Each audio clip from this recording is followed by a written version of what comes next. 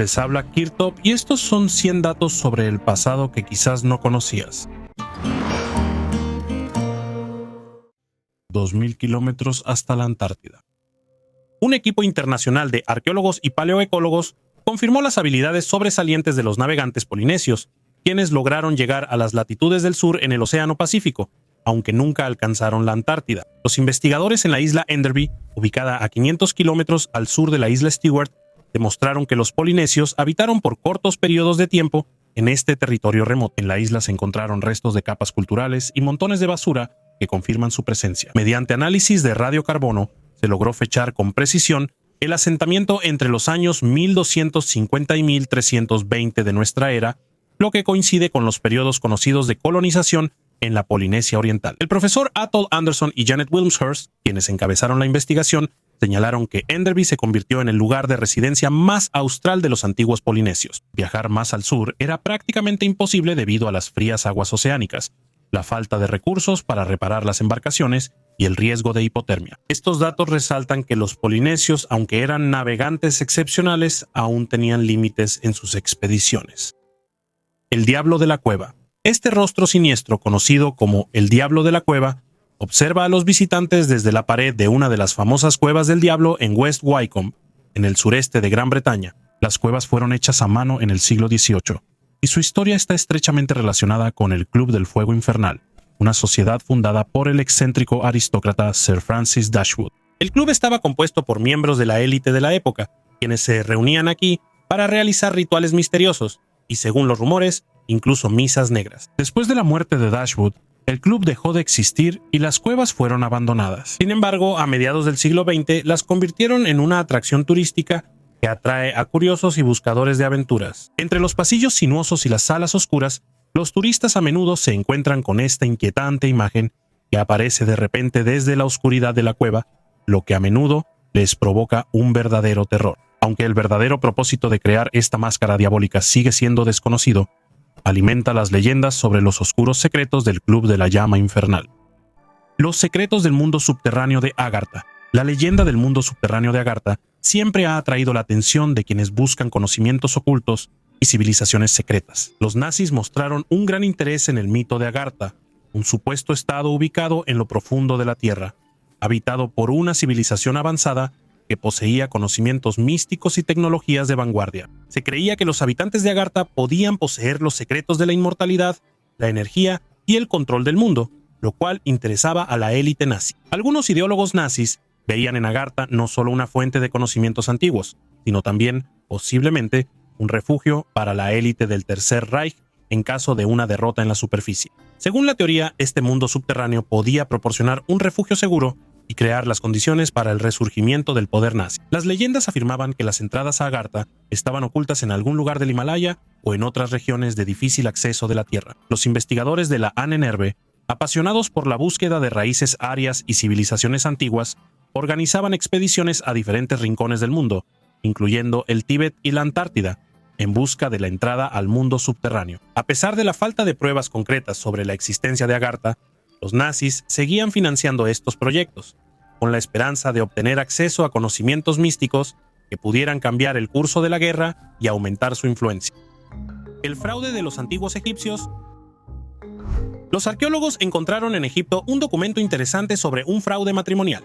Este papiro tiene más de 2000 años. Imagínense, ahora podemos saber de qué fraudes eran capaces los hombres contra sus amadas en el antiguo Egipto. Este manuscrito es una queja de la novia engañada, Filumena, al rey Ptolomeo, pidiéndole que castigue a Numenio, quien le prometió matrimonio. Como se dice en el texto, el hombre en vez de casarse simplemente se apropió de la dote de su ex prometida. Como pueden ver, la historia de los fraudes matrimoniales tiene raíces muy antiguas. Ya en aquel entonces, la gente utilizaba trucos legales y cometía fraudes. Por ahora, solo conocemos un caso similar que fue documentado. ¿Y cuántos de estos casos ocurrieron en aquellos años? Solo podemos imaginarlo. El documento fue encontrado en la necrópolis de Deir el-Banat, en el oasis de Fayum. Durante casi 1000 años aquí enterraron a personas, desde el siglo IV antes de nuestra era hasta la época del Egipto bizantino.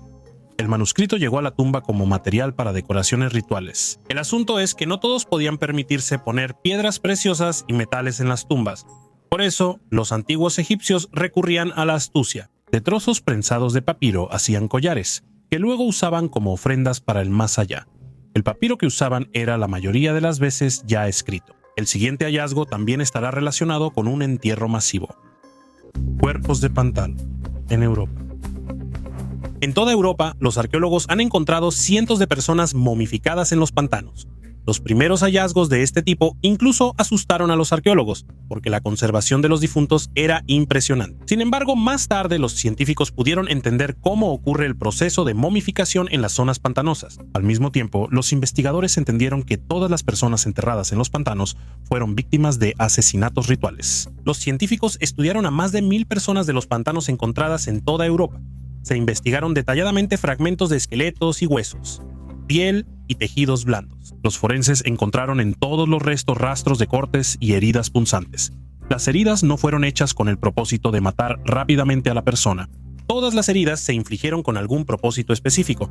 También se encontraron cerca huesos de animales y armas. Todo esto indica asesinatos rituales y ofrendas. Los asesinatos rituales y los entierros en los pantanos se remontan al quinto milenio antes de nuestra era. Al menos, hasta ahora, estos han sido los hallazgos más antiguos. Las momias más antiguas fueron encontradas por los arqueólogos en Escandinavia. Las más tempranas pertenecen al período medieval, pero parecen más un accidente que un sacrificio. Este proceso de momificación se considera natural y el más accesible, por decirlo así. Si una persona cae en un pantano y se ahoga, la naturaleza hará todo por sí sola. Y ahora les hablaré sobre una momia más familiar para nosotros. El entierro de un adolescente con 140 perros. Arqueólogos rusos en Egipto descubrieron un entierro único que tiene varios milenios de antigüedad. Durante las excavaciones de una de las necrópolis, los investigadores encontraron el entierro de un adolescente y, junto a él, 142 perros. El niño tenía entre 8 y 9 años y sus restos estaban encima de los restos de los perros.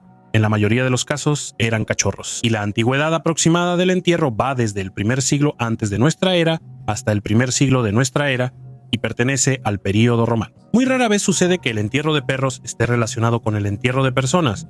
Si algo así ocurría en el pasado, podía haber 1 o 2 perros como máximo. Una vez, en un cementerio de élite en Hierasópolis, encontraron la tumba de un niño pequeño con 12 perros, pero incluso ese entierro no se compara con los 142 perros encontrados en un solo lugar.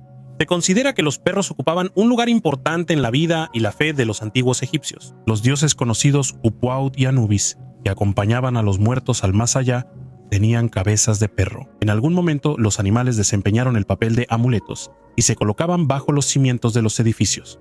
Además, los arqueólogos han confirmado que los animales a menudo eran sacrificados. Se cree que estos perros vivían en algún antiguo criadero, donde se criaban en masa para ser sacrificados. Los científicos pudieron encontrar rastros de arcilla, larvas de escarabajos y pupas de moscas en los restos de los perros. Esto indica que los animales, después de morir, permanecieron algún tiempo al aire libre, cerca de un cuerpo de agua. Es posible que una inundación anómala haya sido la causa de la muerte masiva de los animales y del niño, y que el adolescente en ese entonces cuidara a los perros en el criadero. No se debe descartar la posibilidad de que la fosa común pudiera estar relacionada con un ritual mágico. Y si tomamos en cuenta el lugar del entierro, parece ser el límite de un nuevo cementerio.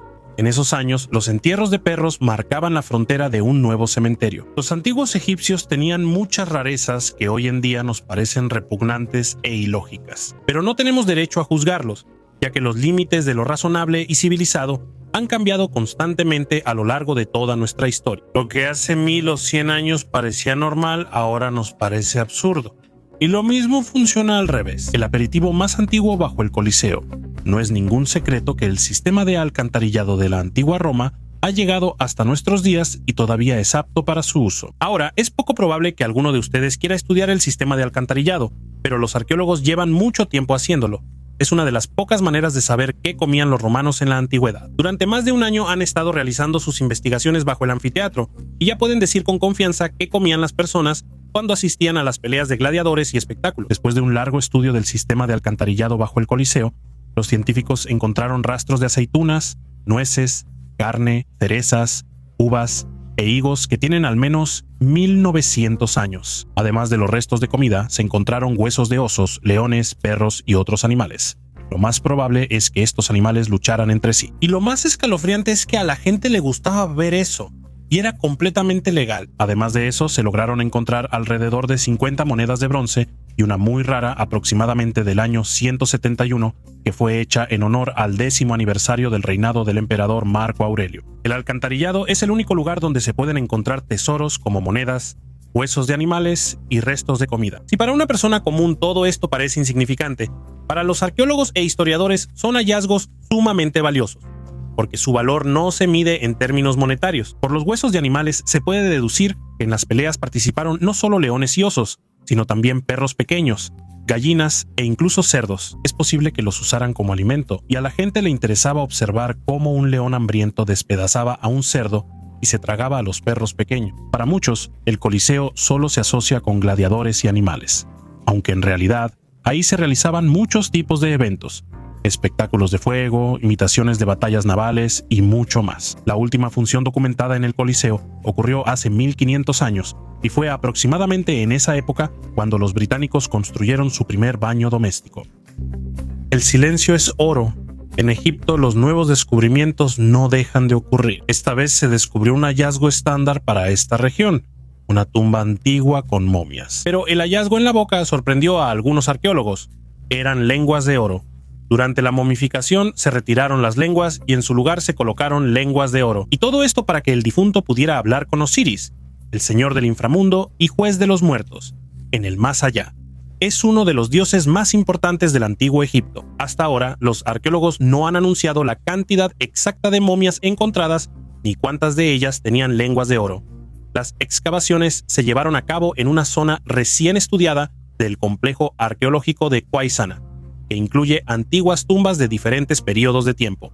El complejo consta de 3 niveles y cada uno de ellos muestra diferentes costumbres de enterramiento. Lenguas de momias envueltas en papel de oro ya se habían encontrado recientemente en Taposiris Magna, una tumba egipcia que tiene 2000 años de antigüedad. Hace un par de años, los arqueólogos hablaron sobre los entierros de un hombre y una mujer que eran personas de alto rango en el antiguo Egipto, y lo más probable es que incluso hayan interactuado con Cleopatra. Desafortunadamente, los científicos no pudieron estudiar a fondo sus momias porque el agua se filtró en su tumba. Sin embargo, el pan de oro que cubría todo su cuerpo logró conservarse. Esto confirma el hecho de que pertenecían a la clase alta. Un escondite con plata vikinga. Al norte de Estocolmo, los arqueólogos descubrieron un hallazgo que se da una vez en la vida. En el municipio de Tavi, en una de las casas ubicadas en el sitio de un antiguo asentamiento vikingo, los investigadores desenterraron una vasija de cerámica con joyas antiguas y monedas de plata. Dentro había 8 collares, 2 brazaletes, un anillo, un par de perlas y 12 colgantes en forma de moneda dentro de una bolsita de lino. Lo que más llamó la atención de los científicos fueron los collares vikingos, que usaban tanto mujeres como hombres. Tenían alrededor de 1000 años, pero su estado de conservación sorprendió a los arqueólogos. Parecían prácticamente nuevos, a pesar de haber estado bajo tierra durante 1000 años. Este hallazgo es parte de un descubrimiento más grande en este lugar. Aquí se identificaron más de 20 casas y construcciones, flechas y anillos para amuletos. Sin embargo, estos hallazgos palidecen en comparación con la olla llena de adornos de plata. Los tesoros de plata son muy importantes. Hablan de la riqueza de su dueño, de los antiguos maestros joyeros, de su religión y su cultura. Además de los adornos, en la olla se encontraron monedas árabes y normandas. Con los adornos de plata todo está claro. Lo que no se entiende es por qué los vikingos robaban libros anglosajones. ¿De verdad les gustaba tanto leer? El antiguo acueducto de Augusto. En el video anterior les conté que uno de los logros más importantes de la antigua Roma, que seguimos usando hasta hoy, fue el sistema de agua, aunque en ese entonces se veía diferente. Así, los arqueólogos encuentran acueductos en los antiguos territorios de la antigua Roma. Recientemente descubrieron una sección desconocida del antiguo acueducto de Augusto en Campania. Este acueducto facilitaba el traslado de agua potable desde la cripta neapolitana hasta la colina de Pazzelipo y la isla de Nisida, y se encuentra en excelente estado de conservación. Hasta el momento, este es el tramo más largo conocido del acueducto de Augusto, que tiene una longitud de 647 metros. Con la ayuda de este acueducto, los especialistas en la antigüedad podían regular la presión del agua desde una presión baja hasta una extrema. Ahora los especialistas intentarán desenterrarlo por completo y tomarán muestras del suelo para analizarlas, con el fin de determinar cómo cambiaba el clima en la época de la antigua Roma. En realidad, el acueducto no solo es práctico, llevando agua a cada casa, sino que también es muy hermoso y majestuoso.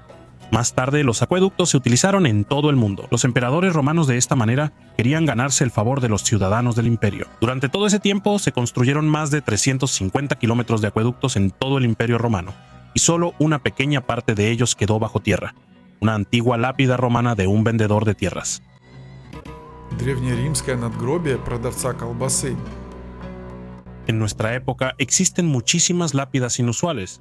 A veces la gente se lo toma con mucho sentido del humor. A veces el difunto era una persona importante y su tumba destaca mucho entre las demás. En el cementerio de la Vía Apia, cerca de Roma, los arqueólogos encontraron una modesta lápida de mármol del siglo III o IV después de Cristo. La inscripción dice: Alejandro, vendedor de salchichas en el mercado, vivió 30 años. Él era bondadoso y amigo de todos, que descanse en virtud. Esta placa es una de las más comunes para esa época. Sin embargo, incluso aquí podemos reflexionar sobre la profundidad y el significado de lo escrito. Permítanme intentar explicarlo. Todo lo que voy a decir son solo suposiciones, y no hay pruebas exactas de mis palabras. Por la imagen de la menorá, lo más probable es que Alejandro profesara el judaísmo. ¿Era él judío? Es difícil decirlo. Si lo era, seguramente no por parte de su padre, porque su nombre habría sido diferente. Pero hay quienes opinan que ese no era su verdadero nombre. Es posible que usara ese nombre para algunos clientes. Por el texto, la lápida y la inscripción en ella fueron encargadas por las personas que se encargaron de su funeral. Definitivamente no eran familiares. Si hubiera sido su esposa, hijos o padres, el texto habría sido diferente. Según la tradición de la antigua Roma, en la lápida se indicaba la edad exacta del difunto.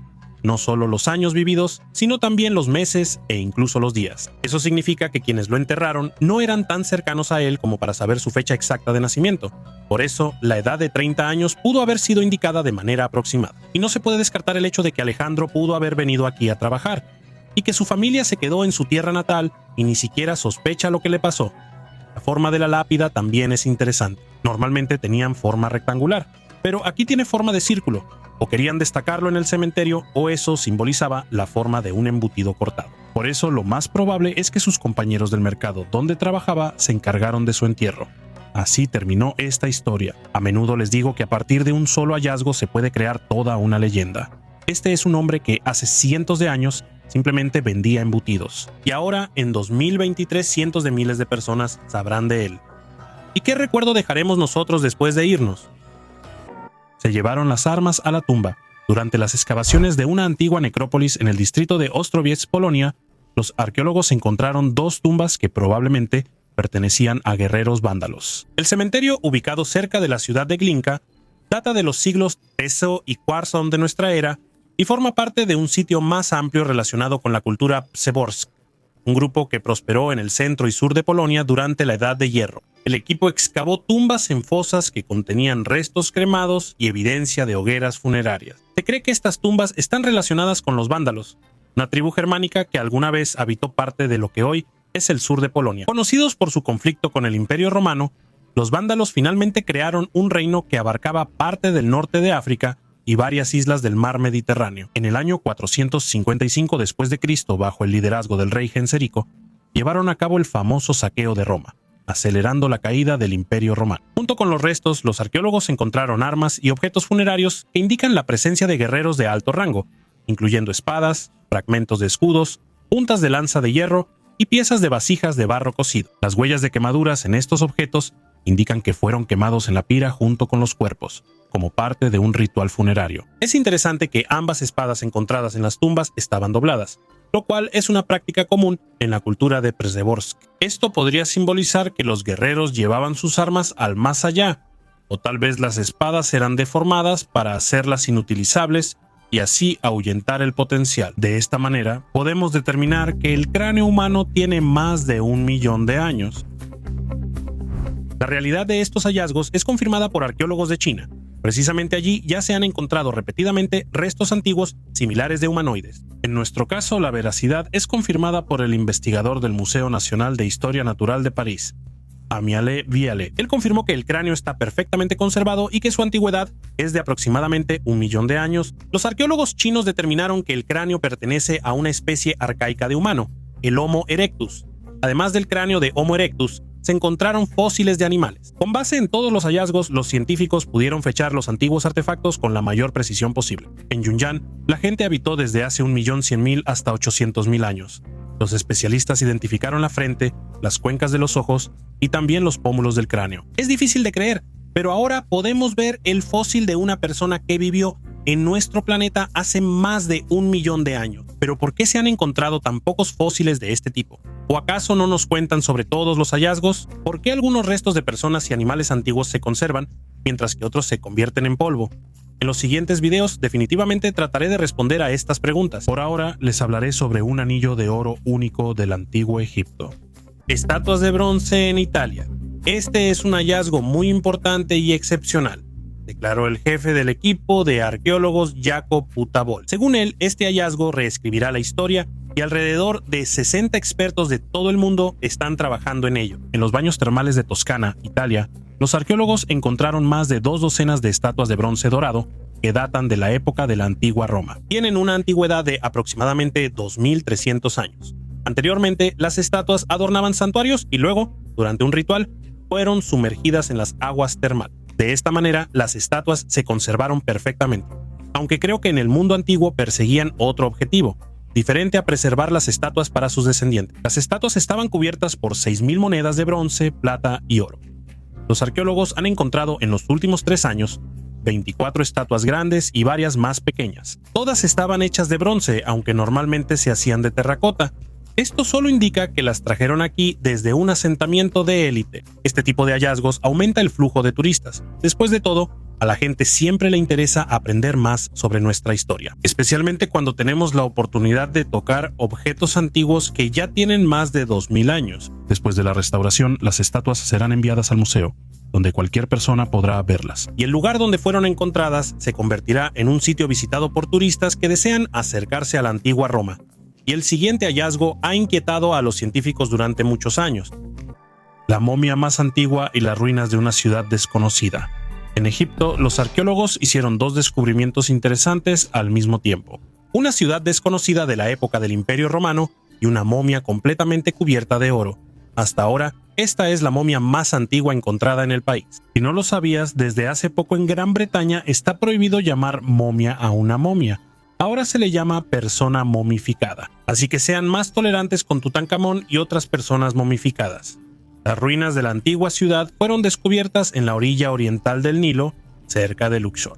Además de las construcciones, los investigadores encontraron talleres metalúrgicos con varios utensilios: 2 palomares, monedas romanas de cobre y bronce. La edad aproximada de las construcciones es del siglo II 3 d.C., época del Imperio Romano tardío. Lo único de esta ciudad es que normalmente los arqueólogos solían encontrar templos y tumbas, pero aquí encontraron toda una ciudad. Y en la necrópolis de Saqqara, cerca de El Cairo, los arqueólogos encontraron una momia en un sarcófago de piedra caliza, cuya antigüedad es de 4300 años. Hasta ahora, esta es la momia más completa y antigua encontrada en Egipto. Y como ya sabemos, si la momia está cubierta de oro, entonces pertenecía a una persona importante. La momia tiene un nombre: Gecko Shepes. Además de esta tumba, se encontraron otras 4 de aproximadamente la misma antigüedad. Según los científicos, preliminarmente se cree que pertenecían a altos funcionarios del palacio, y una de ellas era de un juez y escritor llamado Fetek. Para no ofender a las momias, no olviden que se trata de restos momificados o de una persona momificada. En los últimos años, en Egipto se han encontrado muchos hallazgos interesantes y fascinantes por la magnitud de sus descubrimientos. Esto recuerda al descubrimiento de la tumba de Tutankamón a principios del siglo pasado. Todos estos acontecimientos elevarán el nivel del turismo en el país a un nivel aún mayor. Mientras los arqueólogos limpian sus hallazgos de la arena, les propongo ver el lugar donde comían los antiguos sumerios. La piedra rúnica más antigua del mundo. La mayor cantidad de piedras rúnicas fueron dejadas por los vikingos durante los siglos 9 al 11. Las piedras más recientes fueron fechadas en el siglo XIX. El descubrimiento que hicieron los arqueólogos en Noruega hace unos días rompió todos los récords. Desde entonces, el artefacto, que tiene 2000 años, es considerado la piedra rúnica más antigua. En una arenisca marrón plana y cuadrada está grabada una inscripción que se considera la escritura más antigua de Escandinavia. Los arqueólogos ya habían encontrado runas más antiguas, pero no estaban en piedras. El hallazgo rúnico más antiguo fue descubierto en un peine de hueso que encontraron en Dinamarca. Recientemente hablé de ello en detalle. Esta piedra puede ser una de las primeras en la historia en la que los antiguos noruegos y escandinavos grabaron runas. Y de nuevo, la misma historia. El hallazgo fue descubierto durante las excavaciones de una tumba cerca de Tjuriferda, al oeste de Oslo, en 2021, pero solo en 2023 los científicos pudieron terminar sus investigaciones y fechar la piedra rúnica. La piedra fue encontrada en una fosa de cremación junto con huesos calcinados y carbón vegetal. Fue fechada entre el primer y el año 250 de nuestra era. Antes se creía que las primeras runas en piedras podían haber aparecido en los años 300 de nuestra era. En la piedra hay varios tipos de inscripciones, algunas de las cuales los científicos no pueden leer. 8 runas en la parte frontal de la piedra se consideran como Idiberuk. Esto puede ser el nombre de una mujer, un hombre o una familia. Un barco hundido de 700 años yace en el fondo del lago más grande de Noruega, Mjøsa. Entre 1940 y 1970 fue un vertedero de excedentes de municiones. Aquí se trajeron muchas armas después de la Segunda Guerra Mundial. Sin embargo, en la época de los vikingos, este lugar era una ruta comercial muy transitada. Por eso, los arqueólogos tenían como objetivo no solo sacar todas las municiones del fondo, sino también encontrar objetos más antiguos. Los científicos crearon un mapa del fondo del lago que ayudó a los arqueólogos a descubrir los restos de un barco de la época de los vikingos de 700 años de antigüedad. Al analizar la imagen hidroacústica, los arqueólogos determinaron que el barco está hecho de madera y tiene una longitud de 10 metros. Está ubicado a una profundidad de poco más de 400 metros. Aunque la imagen no es clara, incluso esto ayuda a determinar que el barco fue construido después de los años 1300. Antes de esa época, la forma de los barcos era muy diferente.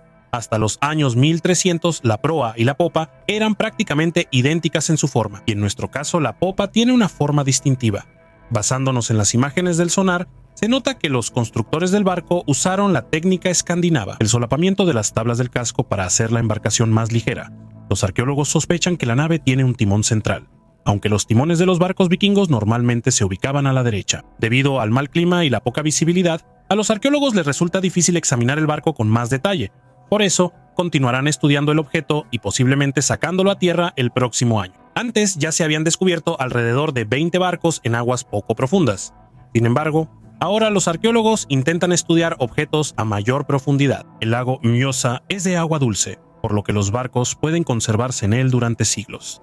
Los objetos metálicos, por supuesto, se oxidarán, pero la madera se conservará, aunque no en su estado original. ¿Alguna vez te has preguntado qué bocadillos llevaban las personas en la antigua Roma cuando iban a las peleas de gladiadores?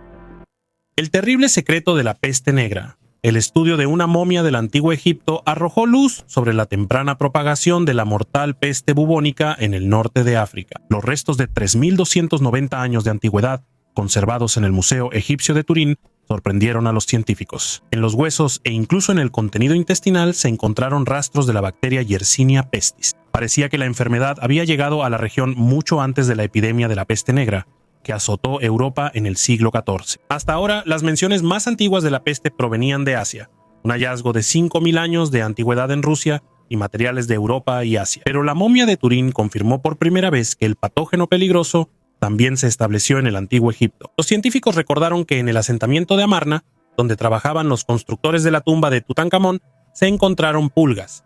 Ellas son los principales portadores de la infección. Incluso existen menciones en el papiro de Ebers, que tiene más de 3.500 años, sobre un misterioso bubón lleno de pus. Esto sugiere que la peste pudo haberse propagado de las ratas del Nilo a los pasajeros de los barcos, quienes finalmente esparcieron la enfermedad por todo el Mediterráneo. De esta manera, la peste negra se convirtió solo en un capítulo destacado en la larga historia de la peste. Y ahora está claro que sus siniestras oleadas recorrieron el mundo mucho antes de lo que se pensaba, y que África desempeñó un papel mucho más importante en este proceso.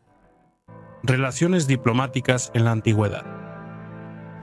La geopolítica siempre ha sido un proceso complejo, y en diferentes épocas los gobiernos usaron diversos métodos para lograr la paz, firmar contratos o establecer así sus relaciones con los vecinos. Así, en Sudamérica, hace 1700 años, un mono se convirtió en un regalo de los mayas para Teotihuacán durante un periodo de paz y diplomacia, antes de que ambos grupos finalmente entraran en conflicto. El esqueleto fue descubierto en 2018 durante excavaciones bajo la pirámide en la Plaza de las Columnas en la antigua ciudad de Teotihuacán. En ese momento los arqueólogos encontraron huesos de animales, muchas joyas, estatuillas y cuchillos de obsidiana.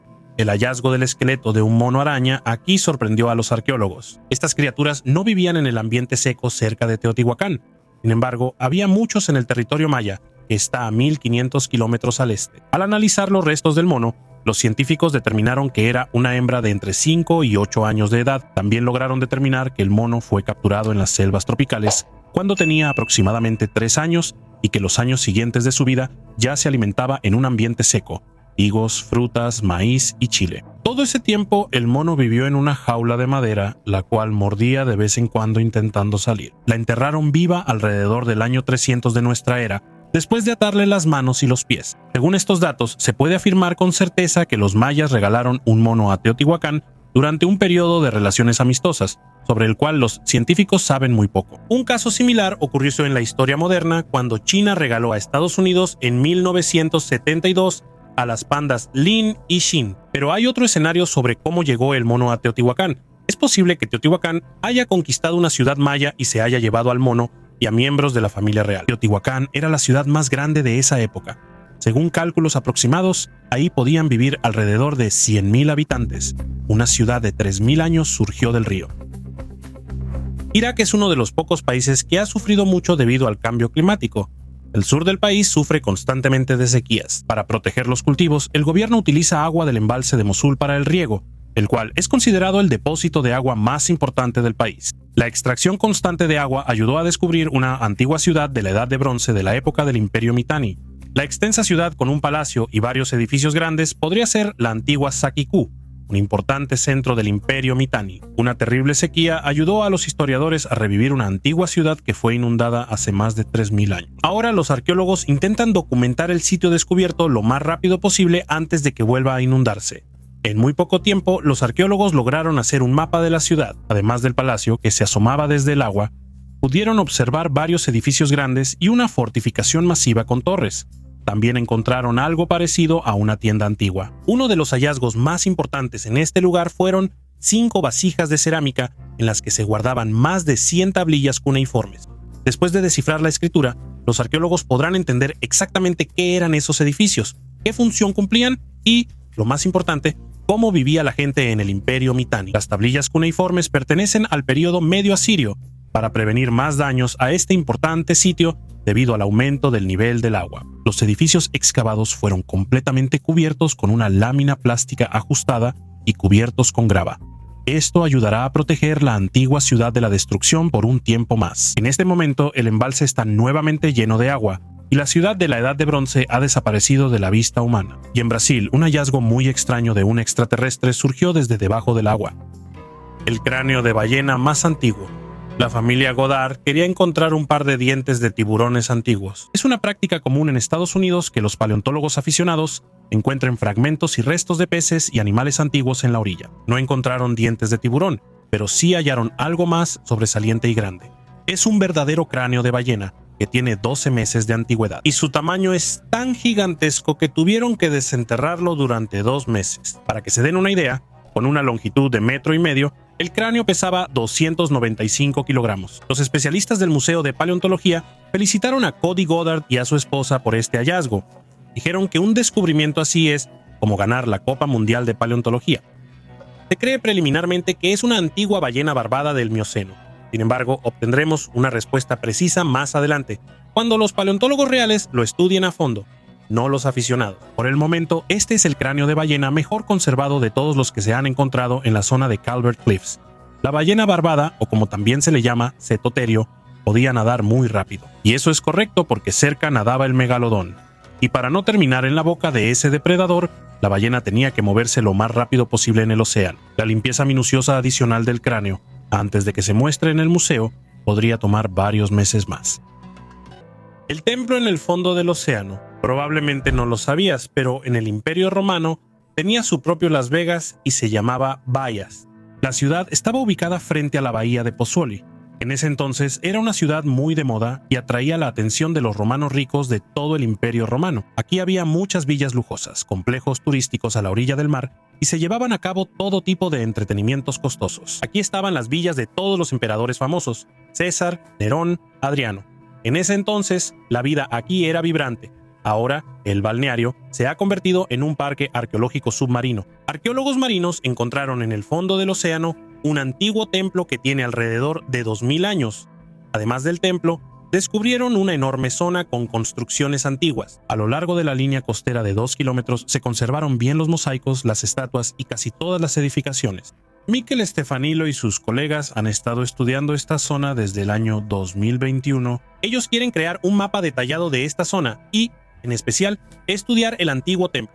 La construcción del templo fue realizada no solo por los habitantes locales, sino también por personas provenientes de Asia Central. Además de ellos, en la construcción participaron comerciantes nabateos.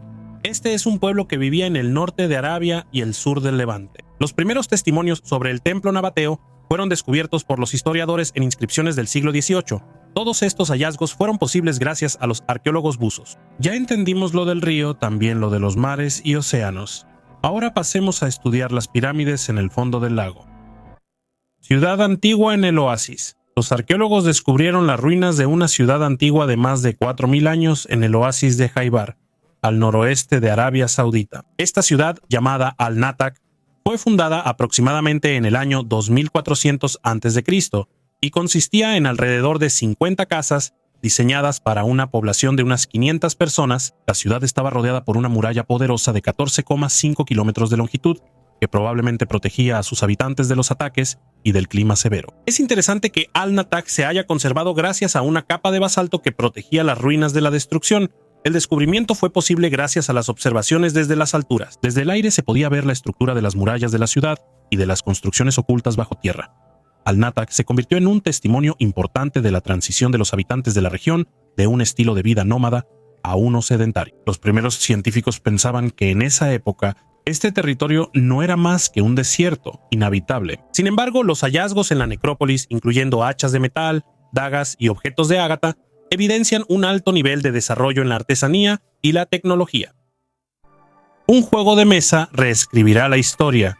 El antiguo juego de mesa Perros y Chacales, o 58 agujeros, durante mucho tiempo se consideró de origen egipcio. Sin embargo, una nueva investigación publicada en el European Journal of Archaeology indica que la versión de este juego encontrada en el territorio del actual Azerbaiyán podría ser más antigua y sugiere sus raíces asiáticas. Los hallazgos arqueológicos confirman la existencia de numerosos juegos de mesa antiguos. El año pasado se descubrió un tablero de 4000 años de antigüedad en el valle de Kumaira, en Omán, que podría haber sido el precursor del juego real de Ur, una de las primeras versiones de NAR. En 2022, en las ruinas del castillo de Chmelov, en Polonia, se encontró un tablero de 500 años del juego molino, anteriormente conocido en Egipto y Roma. El último hallazgo, el tablero de Perros y Chacales, era conocido por los científicos desde 1890. Aproximadamente 60 ejemplares se han encontrado en Egipto, Mesopotamia, Israel, Siria, Irán y Azerbaiyán. El tablero tiene dos caminos paralelos de 29 hoyos cada uno, donde se usan 10 palitos con cabezas de chacales o perros. El objetivo del juego es mover todas tus fichas desde el punto de inicio hasta la meta más rápido que tu oponente. Anteriormente, la versión más antigua se consideraba la que data de los años 2064 a 1952 a.C. durante el reinado de Mentuhotep, segundo lo que indicaba un origen egipcio del juego. Sin embargo, en 2018, el arqueólogo Walter Christ descubrió una nueva versión del tablero en Gobustán, Azerbaiyán, lo que indica una fecha de origen más temprana del juego, y esto podría reescribir la historia del origen del juego de mesa. Se encontraron otros 6 tableros en Agdash-Juzju, Yenit-Yurkan y Diubendi. La cerámica encontrada indica que los pastores jugaban este juego mientras esperaban el final del invierno. Los investigadores advierten sobre la dificultad de fechar con precisión este periodo y no se apresuran a atribuir la invención del juego a una cultura específica. Nuevo descubrimiento de runas en Oslo. Los antiguos escandinavos que vivían en el territorio de Noruega usaban runas en su escritura. Ya hablé de ellas en mis videos anteriores. Esta vez los arqueólogos encontraron un objeto de madera de 11.4 centímetros de largo. Tiene grabadas 8 runas. El profesor de runología Christel Silmer ya logró descifrarlo. El profesor supuso que el objeto de madera era una especie de marcador o etiqueta de algo. Esto lo indica el texto que lograron descifrar. Primero se puede distinguir la palabra Asvin, que probablemente significa Asbjörn. Es un nombre nórdico antiguo común, que aparece frecuentemente en antiguos escritos y a menudo está escrito en letras latinas. El siguiente texto después del nombre era Amik, que significa me posee. Es decir, en la Edad Media alguien colgaba esta tablilla en algún objeto o mercancía para mostrar a todos a quién pertenecía. La traducción completa del texto era Asbjörn me posee. Esto nos habla de la actividad comercial de la ciudad de Oslo en el siglo XIII. Los antiguos escandinavos Comerciaban con grano importado, miel, sal, cerveza y vino, cerámica y vidrio. Asbjørn probablemente era un comerciante que trabajaba en la zona de Clemetsalmenningen en Oslo, cerca del puerto. Pero por supuesto, esto es solo una suposición de los arqueólogos. Desde Noruega nos dirigiremos al mundialmente famoso Valle de Frigia, el primer baño doméstico en Gran Bretaña. No todos lo saben, pero Gran Bretaña también estuvo bajo el control del Imperio Romano. Por eso, las villas romanas se encuentran aquí constantemente. La villa romana en Rutland se hizo famosa gracias a un mosaico de 1500 años que fue descubierto aquí. La villa pertenecía a unos dueños muy ricos. Cuando tienes mucho dinero y posibilidades ilimitadas, puedes hacer lo que quieras. Y los dueños de esta decidieron remodelar su granero para convertirlo en una auténtica casa de baños privada, donde había tanto un cuarto de vapor como una tina con agua fría. Un lujo así, especialmente en aquellos lejanos años, solo unos pocos podían permitírselo. Para que se den una idea, hoy en día hay más dueños de aviones privados que dueños de baños caseros hace 1500 años. La casa de baños probablemente tenía 2 pisos con calefacción, un cuarto de vapor y una piscina con agua fría. Además, en la casa de baños había un tepidarium, o sea, una habitación con temperatura media donde los ricos habitantes de la villa se raspaban la piel muerta con una herramienta metálica conocida como estrígilo. El sistema de calefacción en el edificio podía mantener diferentes niveles de temperatura. Las dimensiones de los restos del mosaico son de 8 por 10 metros y son únicos en su tipo en el Reino Unido y unos de los pocos en todo el mundo. Ya les había hablado antes sobre el mosaico. En ella se representa una escena del poeta griego antiguo Homero sobre el héroe Aquiles y su batalla con Héctor al final de la guerra de Troya. El descubrimiento de este mosaico fue el hallazgo más destacado en el Reino Unido en los últimos 100 años. Y además, aquí también hay un baño. Ahora los historiadores tienen más material para estudiar la Britania romana, que es un periodo importante en la historia de ese país. El siguiente hallazgo no es menos interesante. Un arqueólogo aficionado logró encontrar un antiguo anillo de bodas. La tumba real en Egipto, Luxor, es una de las ciudades más antiguas del mundo. Hasta ahora, los científicos no se ponen de acuerdo sobre cuándo fue construida. Los egipcios en la antigüedad llamaban a la ciudad Oaset, que significa Uaset.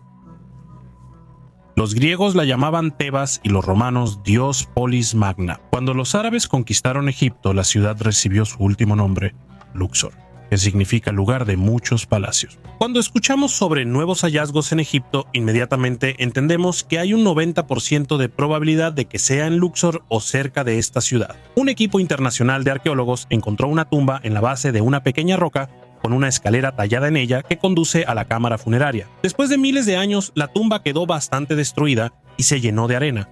Incluso las inscripciones en las paredes de la tumba se borraron, aunque quienes ven mis videos constantemente saben cómo las autoridades de Egipto pueden ocultar parte de la historia de su país. Por eso, tampoco hay que creerle a los arqueólogos al 100%. ¿Quién fue enterrado en esta tumba? Los científicos aún no lo saben con certeza. La tumba necesita ser limpiada de arena, y en unos meses los arqueólogos podrán decir quién fue enterrado allí. Preliminarmente, están seguros de que ahí fue enterrada una de las esposas o hijas del faraón, o una princesa de los Tutmósidas. Por los objetos que se han encontrado, se puede concluir que la tumba pertenece a la dinastía 18 de los faraones Akenatón y Tutankamón. Un relieve de la antigua Roma con la imagen de un dios.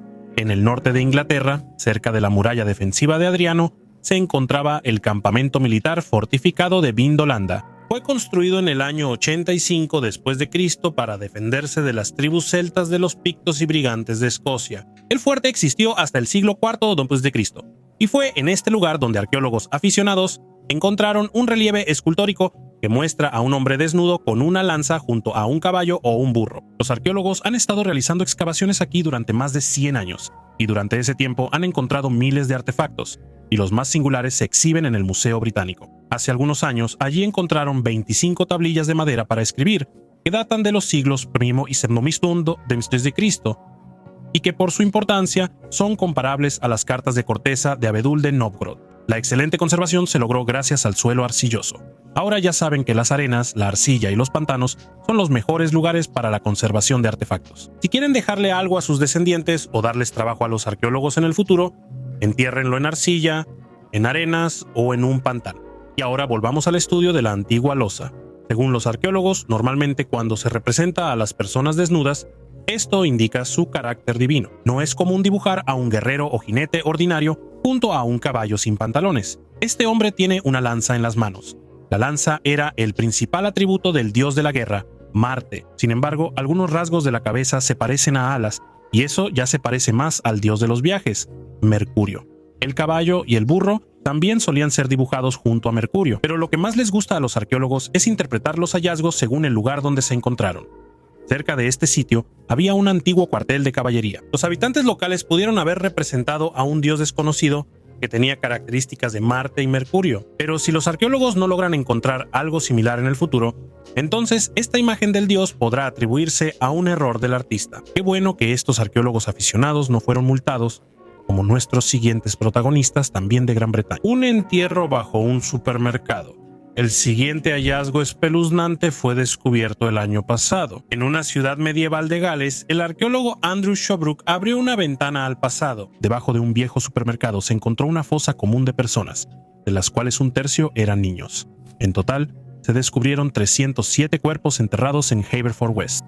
Los arqueólogos tienen una regla específica. Por respeto a los fallecidos, no tomaron ni una sola fotografía. Al menos una tercera parte de los restos pertenecía a niños, lo que indica un nivel de mortalidad infantil del 50 al 70% a mediados del siglo III. Desafortunadamente, esto no es algo fuera de lo común.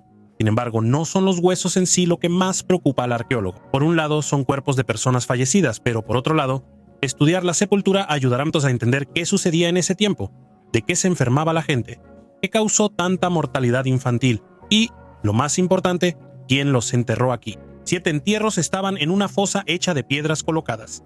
Un entierro tan ordenado podría deberse al alto estatus de los fallecidos, o tal vez fueron los primeros entierros en este lugar. En un lugar del cementerio había un pequeño grupo de entierros que indicaba que aquí yacían representantes de una familia adinerada o monarcas. Todos los huesos serán llevados al laboratorio para un estudio detallado.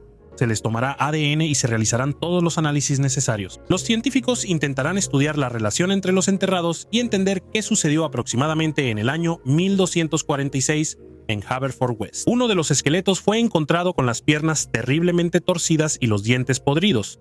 Esto corresponde a la forma en que vivían y trabajaban los monjes dominicos. Los dominicos o monjes negros siempre estaban entre la gente.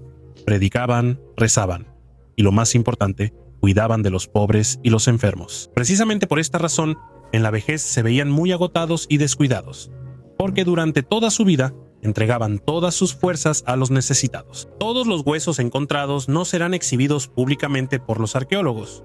Los volverán a enterrar en tierra consagrada, lo más cerca posible de Haverfordwest. El antiguo amor por lo dulce. El amor por lo dulce surgió en las personas mucho antes de que cambiaran su dieta. Y como descubrieron los científicos, nuestros antepasados estaban preparados para esto gracias al ADN antiguo. El gen AMI1, que es responsable de descomponer los carbohidratos complejos, apareció mucho antes de lo que se pensaba y posiblemente jugó un papel clave en el desarrollo de la civilización. El proceso de digestión comienza en la cavidad bucal, donde la saliva contiene amilasa, una enzima que convierte el almidón en carbohidratos simples. Antes se pensaba que esta enzima apareció con el inicio de la agricultura, cuando el pan y la pasta rica en almidón comenzaron a formar parte de la dieta humana. Sin embargo, un estudio de la Universidad de Buffalo y el laboratorio de Jackson en Estados Unidos demostró que la saliva y la amilasa existían hace más de 800,000 años, mucho antes de la aparición de la agricultura. El estudio de genomas antiguos, incluyendo los de personas que vivieron hace 45,000 años en Siberia, reveló que ya tenían de 4 a 8 copias del gen AMI1. Esto indica que la mutación responsable de la síntesis de amilasa apareció como resultado de la selección natural. Además, este gen también estaba presente en los neandertales y denisovanos, lo que confirma su origen antiguo. La comparación también mostró que en los europeos modernos, especialmente en los agricultores de los últimos 4,000 años, el número de copias de este gen aumentó, lo cual está relacionado con el cambio en la dieta. El cráneo del hombre de la cueva de Petralona. El hallazgo único de un cráneo humano, realizado a mediados del siglo pasado, ya ha sido olvidado por muchos, y sin embargo su descubrimiento podría cambiar significativamente la historia del origen del ser humano. O tal vez es ese mismo hallazgo al que los historiadores intentan no prestar atención para no tener que reescribir nuestra historia. Un caso interesante ocurrió en 1959 en Grecia, donde un grupo de entusiastas descubrió una cueva en la zona del pueblo de Petralona. Además de las antiguas estalactitas, en la cueva encontraron muchos hallazgos interesantes que confirman la presencia humana aquí. Son restos de madera antigua, pelo de animales extintos y herramientas de trabajo. Pero solo un hallazgo parecía bastante aterrador y era inusual. El hallazgo más importante en la cueva fue un cráneo incrustado en la roca. Un hallazgo así debía hacerse público. Sin embargo, en esta historia intervino Aris Poulianos. En su momento, él investigaba el origen de los griegos. Para muchos, sus trabajos eran motivo de controversia, y los historiadores rechazaban sus pruebas. Tan pronto como el doctor se enteró del hombre de Petralona, nombre que recibió el cráneo incrustado en la roca, de inmediato fue a estudiarlo. Tras analizar el objeto, se logró demostrar que este individuo realmente evolucionó de manera independiente en Europa y que sus parientes no provenían de África. Muchos científicos de inmediato cuestionaron la opinión de Aris Poulianos, afirmando que el cráneo tiene alrededor de 60.000 años y no 750.000, como afirma el doctor.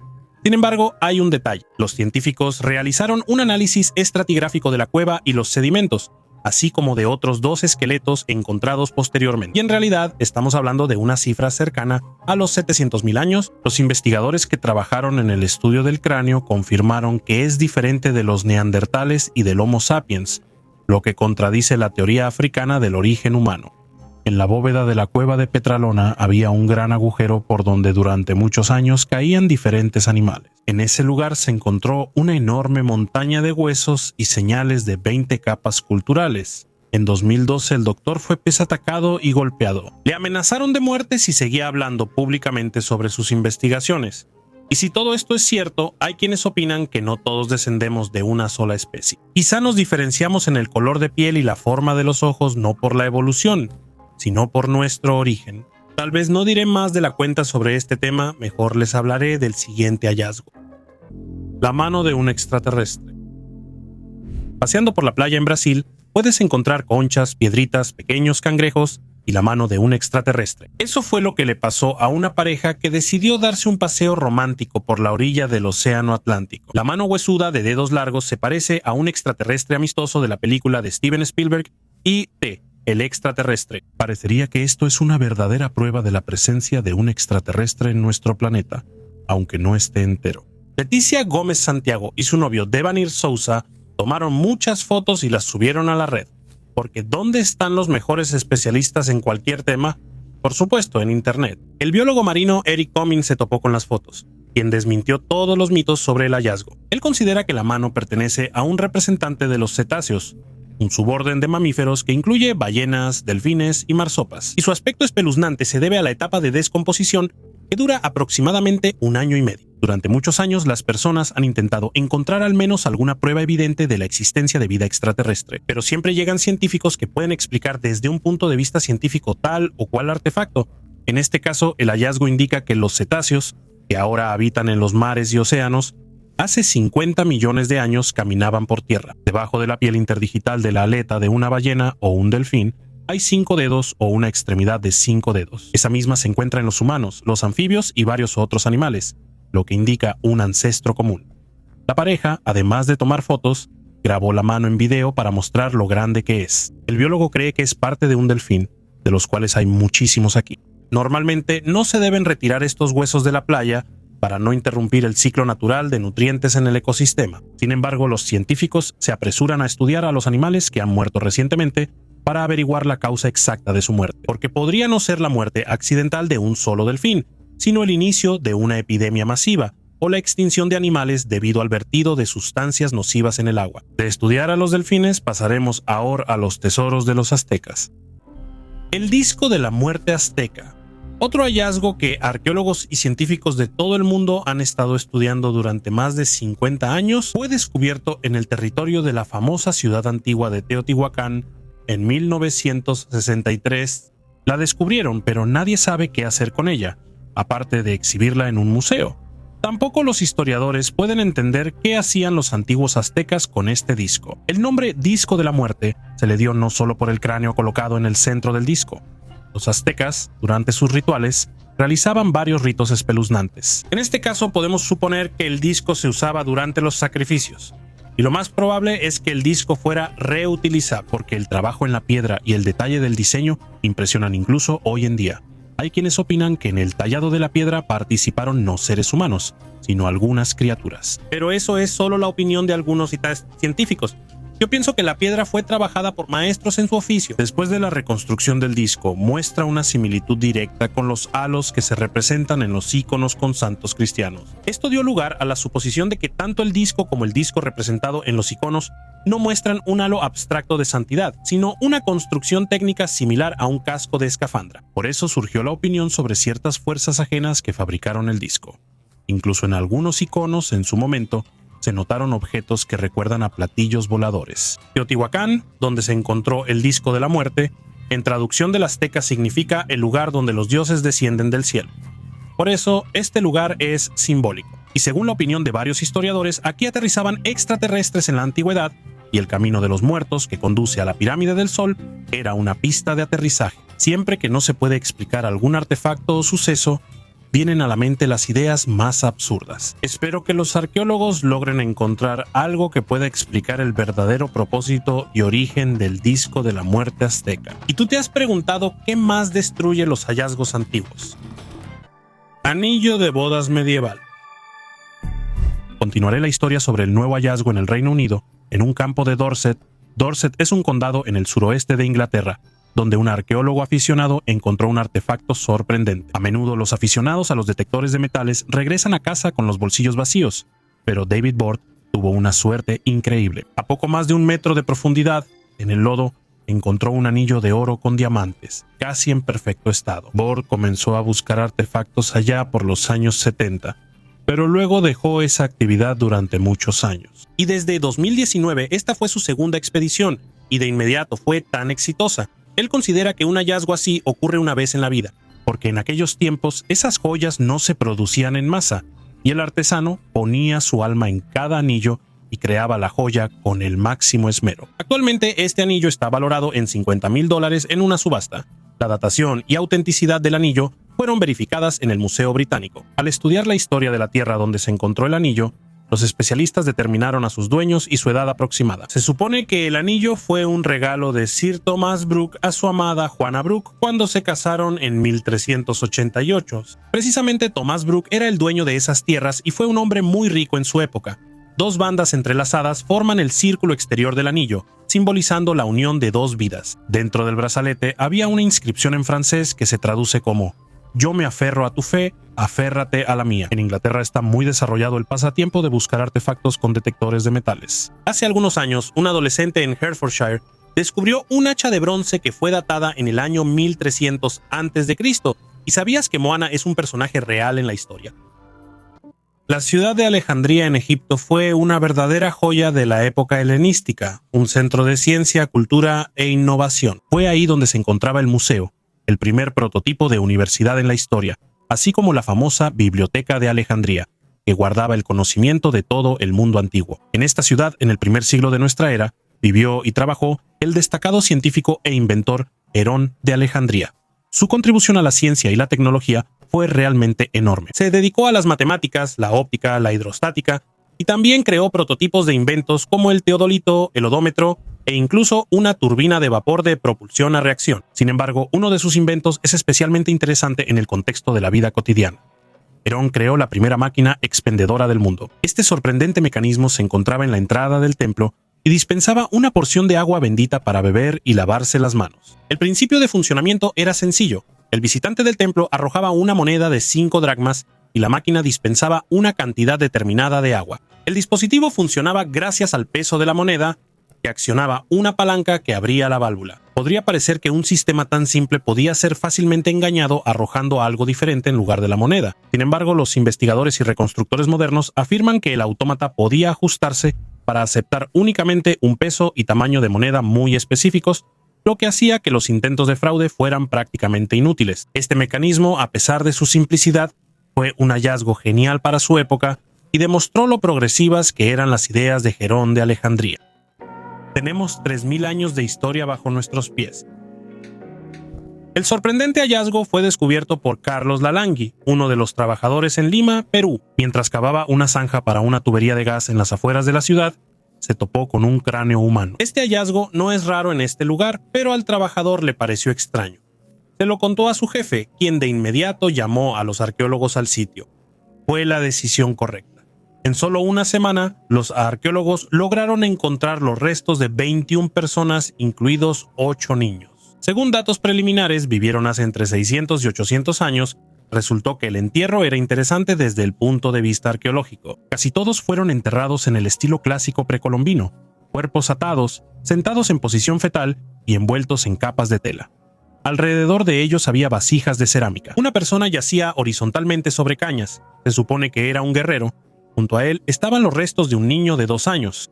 En la enorme metrópoli de Lima, con una población de 10 millones de personas, hay más de 1.100 sitios arqueológicos. Desafortunadamente, la pobreza del país no permite proteger todos los sitios ubicados en Perú de los vándalos y la destrucción. Esta región fue habitada hace 3.000 años. John Villares Real, otro trabajador en este sitio, contó que cuando era niño excavaba tumbas en cementerios precolombinos en su pueblo en el norte de Perú, cerca de la ciudad de Chiclayo, trabajando en brigadas de 10 personas junto con otros. Encontraban diferentes máscaras, collares de conchas, pectorales de oro y esculturas de cerámica de temática erótica. Todo eso lo vendían por unas cuantas monedas, porque no entendían el valor que tenían esos artefactos. De esta manera, la rica y muy interesante historia de los antiguos incas y mayas se perdió. ¿Cuántos objetos fueron destruidos y eliminados debido a la construcción masiva en esta región? ¿Cuántos artefactos se perdieron y se vendieron en el mercado negro? En el mercado negro no solo se comercia con artefactos, sino también con huesos de animales antiguos. Por suerte, el siguiente hallazgo llegó a las manos correctas. La desaparición de una de las civilizaciones más antiguas del mundo ocurrió hace 900 años. Cahokia desapareció. Una nueva investigación ha puesto en duda la teoría anterior de que la causa de esto fue la sequía y las malas cosechas. Los montículos de Cahokia, ubicados cerca del actual San Luis, eran un asentamiento próspero con una población de alrededor de 50.000 personas. Para el año 1400, este lugar quedó desierto, y las razones del éxodo masivo siguen siendo un misterio para los arqueólogos. Los arqueólogos realizaron análisis del suelo de Cahokia, estudiando los isótopos de carbono que quedaron de las plantas que crecieron durante el periodo del éxodo masivo de la población. Los resultados mostraron que la proporción de carbono 12 y carbono 13 se mantuvo estable. Esto indica que no hubo cambios significativos en la vegetación local y no respalda la versión de una mala cosecha. Se sabe que los habitantes de Cahokia eran ingeniosos y podían tener habilidades de irrigación y almacenamiento de cosechas. Además, su dieta era variada, incluyendo pescado, aves, venados, frutas y nueces, lo que aseguraba la supervivencia incluso si perdían algunas fuentes de alimento. Entonces, ¿por qué abandonaron Cahokia?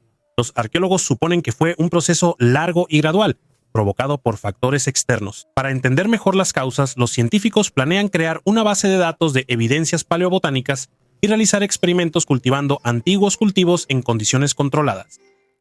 Pompeya logró preservar la historia. En el año 79 después de Cristo, la ciudad de Pompeya, un próspero centro de comercio y cultura en la costa del mar Tirreno, encontró su destrucción. Los habitantes de la ciudad fueron sorprendidos por la poderosa erupción del Vesubio, un volcán que hasta entonces había parecido un gigante dormido durante muchos años. Esta erupción está envuelta en secretos y presagios místicos, ya que incluso el mismo día de la catástrofe, según afirman algunas investigaciones, estuvo rodeado de una atmósfera inusual. En la madrugada, el volcán comenzó a expulsar una colosal nube de ceniza y gas, que se elevó a más de 30 kilómetros de altura. Los flujos piroclásticos, una combinación mortal de gases ardientes, ceniza y bombas volcánicas, cubrieron instantáneamente la ciudad, arrebatando vidas y congelando todo a su alrededor en el último segundo de su existencia. Se estima que entre 10 y 25.000 personas murieron como resultado de la erupción del volcán. Las zonas centrales de Pompeya resultaron especialmente afectadas, donde casas y edificios públicos quedaron sepultados bajo metros de ceniza y piedra pómez. La ceniza volcánica que cubrió la ciudad jugó un papel crucial en la conservación de Pompeya. Esta gruesa capa dificultó el acceso del aire y de los microorganismos, lo que resultó en una conservación asombrosa de las edificaciones, mosaicos, frescos e incluso materiales orgánicos, como la madera, telas y alimentos. Las calles y casas de Pompeya, congeladas en el tiempo, ofrecen una invaluable instantánea de la vida antigua, preservada por milenios. Las excavaciones de la villa de los papiros en Herculano revelaron artefactos sorprendentes, incluyendo mosaicos, estatuas y más de 1.800 rollos de papiro que pertenecían a la biblioteca del famoso filósofo Filademo. Estos rollos son un verdadero hallazgo para historiadores y arqueólogos, ya que contienen obras sobre filosofía, ética, retórica y poesía. Fueron escritos en el periodo que va desde el siglo I a.C.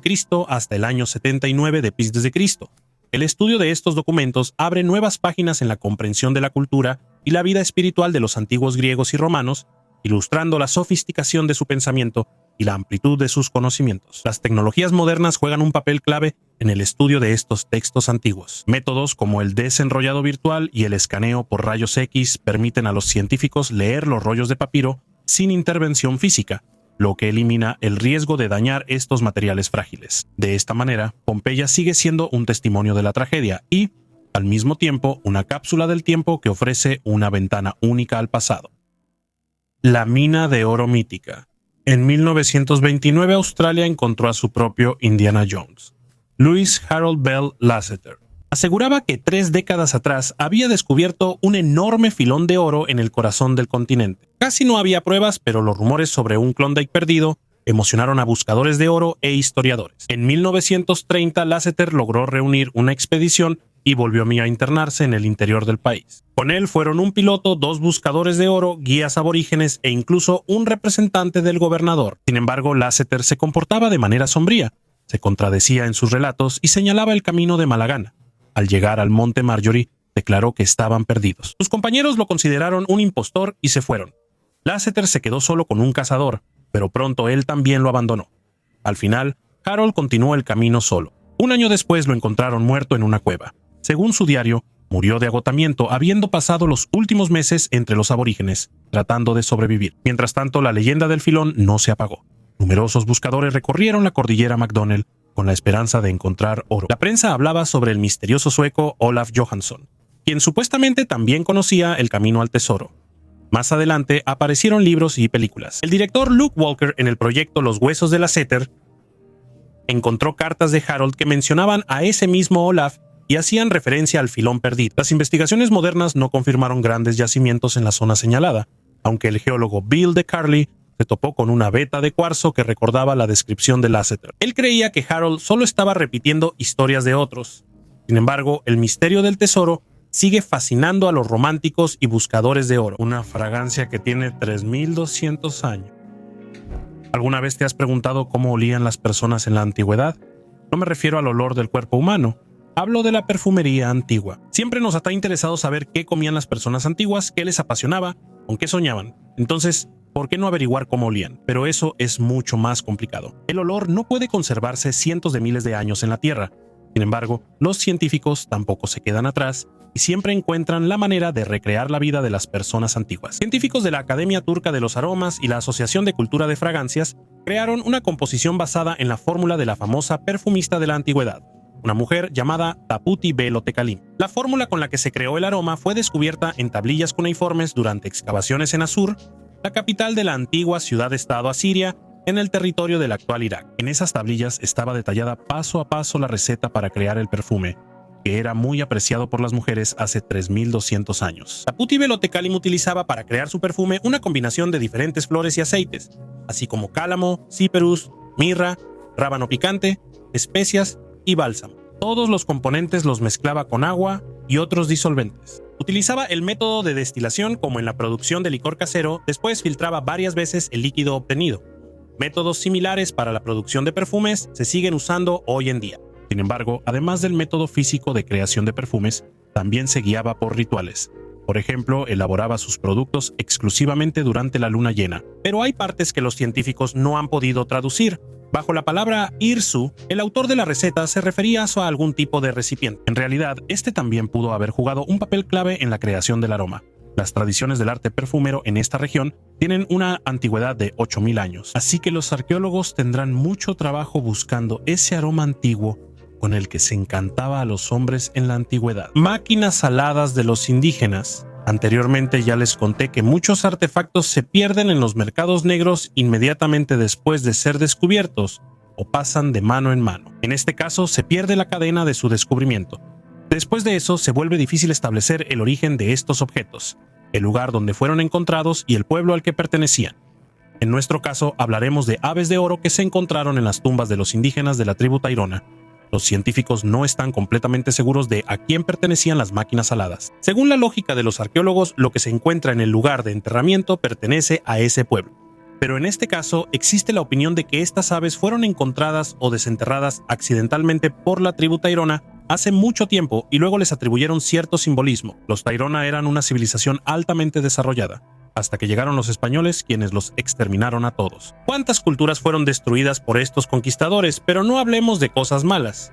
La tribu de los indios Tairona no fue relacionada con ovnis. Más precisamente, en su cultura, antes de que se descubrieran estos pajaritos, no había otros símbolos, herramientas, objetos de trabajo o vestimenta que fueran similares en tipo. Quiero decir que las máquinas aladas de los indios encontradas en estas tumbas no tienen ninguna relación con su cultura. Estas figuritas de oro pertenecían a otra civilización de esa época o incluso más antigua. Honestamente, es difícil determinar a qué se parecen más estas figuritas brillantes, si a un pájaro o a un avión. Pero en cualquier caso, esta tribu no tenía ningún culto a las aves y mucho menos a los aviones, y las alas triangulares son extrañas incluso para los europeos. Ese tipo de alas se ha usado por menos de 100 años en tecnología militar a reacción, y algo así difícilmente se habría utilizado hace 500 años. Es posible que estas sean figuras de ciertas deidades, pero aquí también surgen preguntas. Normalmente, con el tiempo, las deidades siempre se vuelven más parecidas a los humanos, pero aquí las figuras se ven muy extrañas y no tienen absolutamente nada en común con un ser humano. ¿Y cómo explicarías este artefacto? Estoy seguro de que entre ustedes hay personas que podrán explicar el origen y, lo más importante, la finalidad de estos objetos. Y después de que escriban su opinión, les contaré sobre el siguiente misterio enigmático. Se ha revelado el templo de Maltash. Este año los arqueólogos hicieron un descubrimiento en el famoso Valle de Frigia. Este lugar con razón está incluido en el Patrimonio Mundial de la UNESCO. El monumento encontrado de Maltash tiene una altura de 10 metros y en realidad es la fachada de un templo con techo triangular y nichos. Sobre la tierra, por ahora, vemos alrededor de 3 metros del monumento. Sin embargo, las excavaciones han mostrado que bajo tierra se esconden otros 7 metros de la estructura. Lo dataron en el siglo VII antes de nuestra era. Según los historiadores, este monumento es uno de los mejores logros del reino frigio. Durante más de 3000 años, este monumento único estuvo oculto bajo tierra, lo que le ayudó a llegar hasta nuestros días en perfecto estado y conservación. Los arqueólogos ni siquiera imaginaban qué objeto habían logrado descubrir. El monumento está ubicado en la cima de una de las rocas de Acuchuasa que forman la frontera occidental del valle. Por primera vez, el monumento de Maltash fue descubierto en el lejano año de 1881, pero en ese entonces solo lograron excavar 3 metros, y la tecnología no permitía escanear el suelo para determinar qué se ocultaba debajo. El templo en sí se considera rupestre, ya que está completamente tallado en la roca. En el templo se puede observar un texto en idioma frigio. En su tiempo, Frigia era considerada un reino poderoso. Sin embargo, ese estado también se desintegró y quedó cubierto por las arenas. Los historiadores creen que en la antigüedad no solo se almacenaba vino en las botellas. Un escondite en la ciudad perdida de los mitos. Es agradable cuando una ciudad antigua de los mitos resulta ser real y realmente esconde tesoros. Uno de esas ciudades fue encontrado por arqueólogos en Grecia y se llama Tenei. Los historiadores solo tenían información sobre esta ciudad a partir de los mitos. Pero si creemos en los mitos de la antigua Grecia, entonces también debería existir el Minotauro en algún lugar. Por eso, los científicos eran escépticos respecto a los textos de la antigua Grecia. Durante las excavaciones de la ciudad de Tenei, los investigadores encontraron varios escondites antiguos con monedas, y eso ya no parece un mito porque las monedas son reales. Un descubrimiento accidental fue hecho por los habitantes locales en 1984, cuando al cavar un pozo, se toparon con un antiguo sarcófago. Mientras llegaban los especialistas en historia oficial, los saqueadores ya conocían este lugar desde hace tiempo, y parte de la antigua ciudad ya había sido saqueada. Tal vez los saqueadores no fueron persistentes, o tal vez lo que robaron ya era suficiente para ellos. Aún así, los arqueólogos tuvieron suficiente material para seguir estudiando la ciudad. Descubrieron un gran edificio público del período romano con una compleja mampostería de piedra. Durante el estudio de este edificio, los arqueólogos encontraron un escondite con 18 monedas de plata y cobre, y cerca, en otro escondite, había 2100 monedas diferentes. Su antigüedad aproximada es de los siglos V y VI de nuestra era. Cerca de la necrópolis de la ciudad, el equipo de investigadores excavó una tumba romana con una cámara funeraria subterránea. Dentro de ella, los arqueólogos encontraron una moneda del primer siglo antes de nuestra era, acuñada en Corinto, una moneda de bronce de Atenas del período clásico, una lámpara con la imagen del dios Ares, un incensario de vidrio, una urna, una copa y una lámpara. Y en la propia tumba fue enterrado un niño. La última mención de la ciudad de Tene se encuentra en un texto antiguo del geógrafo del siglo II de nuestra era, Pausanias. Él creía que la ciudad fue construida por prisioneros de guerra troyanos alrededor del año 1100 antes de nuestra era. Si en los mitos de la antigua Grecia hay una historia real, ¿qué pasa con las sagas de la antigüedad? Sigan viendo. Omelete prehistórico de huevos de avestruz. Ya les he contado varias veces sobre los antiguos huevos de dinosaurio. He hablado sobre los huevos de gallina, pero ¿cómo pude pasar por alto los huevos de avestruz más antiguos? Arqueólogos israelíes encontraron 8 huevos de avestruz en las dunas de arena de Nitzana, en el Negev. Su antigüedad y estado de conservación son impresionantes. Tienen aproximadamente entre 4 y 7.5 mil años de antigüedad. Si se hubieran conservado en un refrigerador, podríamos haber preparado la tortilla de huevo de avestruz más antigua del mundo. Hace más de 5.000 años, aquí había un campamento de antiguos nómadas. Los arqueólogos encontraron herramientas de sílex y piedra, piedras quemadas y fragmentos de cerámica, pero el hallazgo más importante son los huevos de avestruz. El clima seco de esta región ayudó a conservar los artefactos hasta nuestros días. Hasta el siglo XIX, en esta región había muchos avestruces salvajes. Este era su hábitat natural. Los huevos de avestruz fueron una materia prima importante y una fuente de alimento durante todo el tiempo que existieron. De esto hablan los numerosos hallazgos. Un huevo de avestruz equivale a 25 huevos de gallina. Con una tortilla así se puede alimentar a una familia grande y proporcionarles todos los minerales beneficiosos. Es interesante que los arqueólogos han encontrado muchas cáscaras de huevo de avestruz, pero no encontraron huesos de avestruz. Lo más probable es que la gente en la antigüedad evitara el contacto directo con los avestruces y preferían comer solo huevos robados. Este hallazgo de 8 huevos confirma la hipótesis de que la gente traía intencionalmente los huevos aquí y los cocinaba en la fogata. Sin embargo, no solo la arena ayuda a conservar los artefactos en su estado original. Amuleto alemán del siglo XII. En Alemania, en el territorio de la ciudad vieja de Maguncia, en 2008 los arqueólogos encontraron un antiguo colgante que tiene más de 800 años. Encontraron el amuleto en un pozo de basura medieval. Durante más de 15 años los científicos intentaron entender qué había dentro. Era imposible abrir el colgante sin dañarlo. Por eso, los investigadores durante muchos años intentaron encontrar una manera de mirar dentro. Al final, usaron un método de alta tecnología, la tomografía por neutrones, y descubrieron dentro fragmentos de huesos, un trozo de hilo de seda y un pedazo de cera de abeja. Fecharon la joya a finales del siglo XII. Está hecha de cobre y adornada con imágenes de Jesús, María, 4 apóstoles y 4 mujeres santas. Los arqueólogos identificaron la similitud de este amuleto con otros 3 encontrados en Alemania y creen que fueron producidos en un mismo taller en Baja Sajonia, en la ciudad de Hildesheim. Si supieran cuánto tiempo dedican los arqueólogos a la restauración de artefactos antiguos. En el caso de este colgante, los especialistas tardaron más de 500 horas antes de utilizar la tomografía de neutrones. Literalmente quitaban grano por grano los rastros de corrosión y suciedad de la superficie del colgante. Los historiadores creen que el colgante es una filacteria. Es un amuleto que protege al dueño de los malos espíritus, y dentro de estos objetos normalmente se encuentran reliquias de santos. Las filacterias eran muy populares en la Edad Media. Se llevaban en el cuello con un cordón de seda. Los científicos prometen identificar a quién pertenecían los fragmentos de huesos encontrados dentro. Normalmente en estos amuletos había una tira de pergamino con el nombre de un santo escrito. En nuestro caso, no se encontró ninguna nota. Por eso los investigadores tendrán más trabajo. Puertas camufladas en la Gran Muralla China. Cada año millones de personas visitan la Gran Muralla China, pero los investigadores siguen estudiándola y encontrando algo nuevo. Recientemente, empleados de la Universidad de Tianjin encontraron 130 puertas camufladas. El truco de desaparecer o atravesar la muralla china fue demostrado por el ilusionista David Copperfield.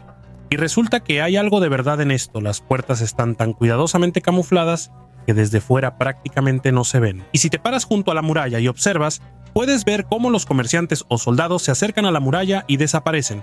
O al revés, aparecen de la nada. Antes, este efecto era poco estudiado por la historia oficial, y a estas puertas no se les daba mucha importancia. Para examinar los pasadizos ocultos en la muralla, los investigadores tuvieron que hacer grabaciones en alta resolución.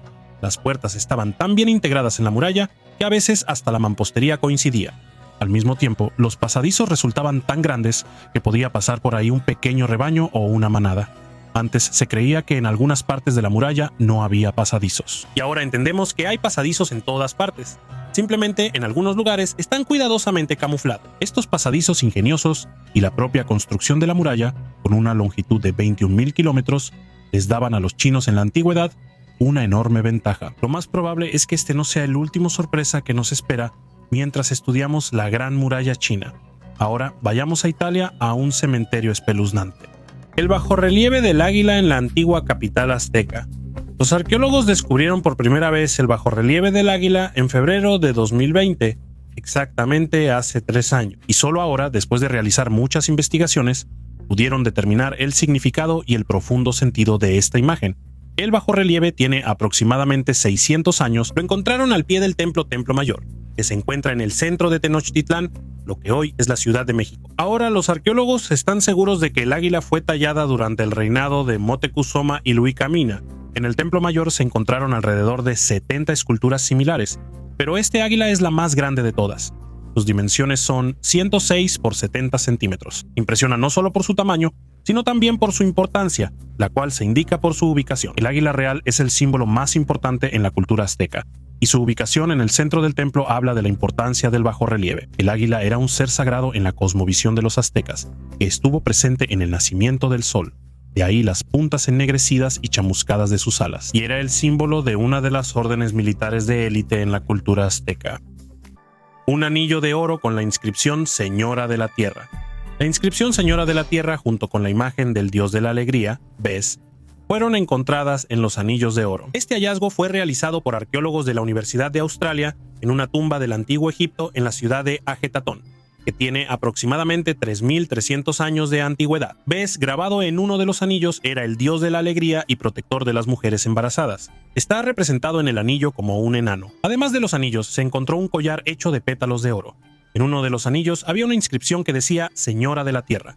Por ahora, los arqueólogos no se apresuran a nombrar el posible dueño de este anillo. En los próximos meses, planean reunir todos los hallazgos y estudiarlos en detalle. Ajetatón fue construido por el faraón Egnatón, quien intentó cambiar la religión politeísta de Egipto. Él tenía la intención de convertir a Atón, el dios del disco solar, en el dios principal.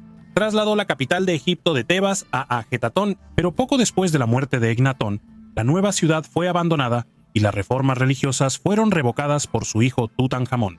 Todos los artefactos encontrados en Ajetatón, ahora llamada Amarna, tienen un gran valor entre los arqueólogos. En el video anterior les conté cómo las autoridades de Egipto intentan ocultar la historia del mundo antiguo y venden artefactos a coleccionistas ricos. No hay quien se coma los cadáveres.